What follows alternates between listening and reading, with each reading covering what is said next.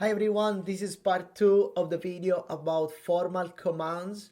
This is the plural one with ustedes. If you haven't watched the first one, please go back in the playlist and watch the first one about formal commands singular. Similar to the singular one, we have passo uno, write the yo form of the verb in the present tense.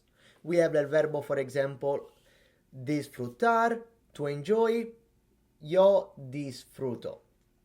And then we have paso dos, we drop the O ending, so the disfruto stays just the raíz, the root, disfrut. And then for paso tres, we add the opposite vowel plus N. This is the only difference. And so for AR verbs, we add EN. For ER or IR verbs, we add AN. So for AR, in Spanish, we will be saying N. For ER or ER, in Spanish, an. In this case, disfrutar, AR, so we have disfruten.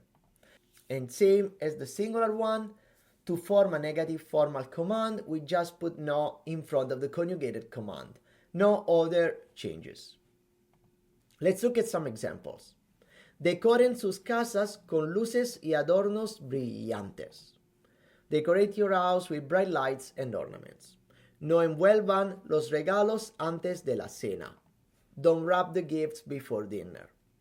And last one, participen en el desfile del Día de la Independencia. Participate in the Independence Day parade. Same for the singular, there are some irregular mandatos formales. In this case, we have dar, which is den, ser, sean, ir, vayan, estar, estén, saber, sepan. Let's look at one example. Sean felices y disfruten las vacaciones de verano. Be happy and enjoy the summer vacation. Quick note about spelling changes. Those are the same as the singular one. Let's just recap. When forming plural formal commands with verbs that end in gar, sar, and kar, there are special spelling changes to preserve the original pronunciation of the verb. In this case, gar converts to gen, sar, sen, and kar, ken. In this case, one example, no jueguen con los globos durante la fiesta.